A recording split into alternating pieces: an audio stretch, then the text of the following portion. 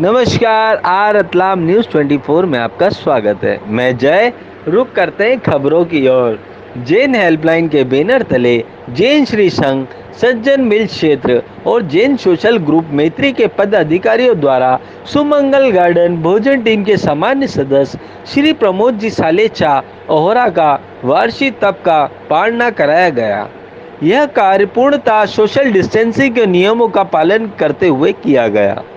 जैन श्री संघ के अमित जी कोठारी ने बताया कि श्रीमान एवं श्रीमती प्रमोद जी सालेचा का बहुमान शाल, श्रीफल एवं माला द्वारा ससम्मान बहुमान किया गया।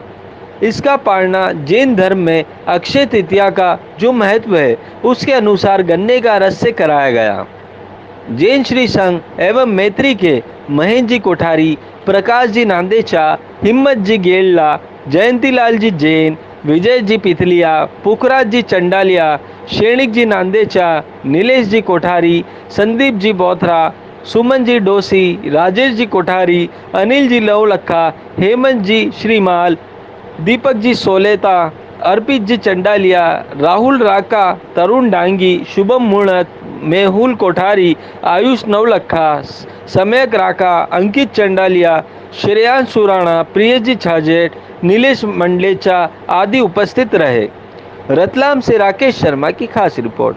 सबसे पहले आप सभी को जैन धर्म के बहुत ही महत्वपूर्ण दिन आखा तीज की बहुत बहुत शुभकामनाएं। और जैसा कि आज का दिन का बहुत ही ज़्यादा महत्व जैन समाज में है। आज के दिन बहुत सारे वर्षी तप, जो वर्ष भर जो तपस्या होती है वर्षी तप की, उसका पालना किया जाता है आज के दिन गन्ने के रस के द्वारा। और आज हमारे जैन सुमंगल भोजन सेवा समिति में जो कि जैन हेल्पलाइन के बैनर तले एक बहुत ही अच्छी भोजन व्यवस्था चल रही है, जिसमें निम्न मजदूर वर्गों के लिए हम दोनों समय का भोजन जुटाने के लिए दिन भर प्रयासरत रहते हैं। वहाँ पर हमारे जो एक पूरी टीम है उसके एक बहुत ही महत्वपूर्ण अंग श्री प्रमोद जी सालेचा साहब, जो कि जिनका कि अभी वर्षी तप चल रहा था, और आज आखा तीज के इस अवसर पर इनकी वर्षी तप पूर्ण होने जा रहा है और आज इनका पालना हुआ है। तो सबसे पहले मैं प्रमोद जी से पूछता हूँ, प्रमोद जी कैसा लग रहा है? ये वर्षी तप और लॉकडाउन में पालना थोड़ा सा खेद प्रकट अपने अंदर दिल में हो रहा था, लेकिन इस दौरान अमित भैया से और जैन हेल्पलाइन से जुड़ के और ये जो गरीबों के लिए या ज़रूरतमंदों के लिए भोजन के पैकेट बना के भेज रहे हैं, तो उसमें दिल को बहुत सुकून महसूस हो रहा है।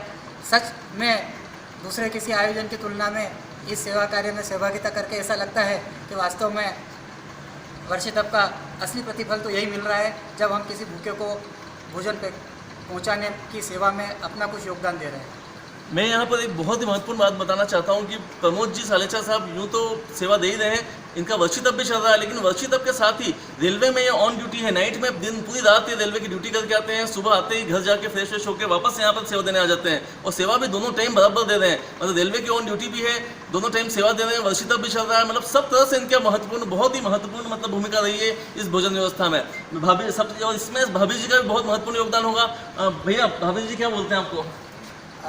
सभी साथियों का कहीं ना कहीं ये रहता है कि घर से जाने के लिए कुछ इनकार करते हैं या मना करते हैं, लेकिन मेरे वर्षी तप में जितना सहयोग इनका रहा, इस सेवा कार्य में भी उतना ही सहयोग इनका है। इन्होंने कभी मुझे मना नहीं किया, बल्कि बालक ने और इनने हमेशा मुझे प्रोत्साहित किया कि आप जाओ और सेवा के काम में, लेकिन अपनी सुरक्षा का ध्यान रखो, डिस्टेंस मेंटेन करो, सैनिटाइज़र यूज़ करो और आने जाने में भी अपनी सावधानी रखो।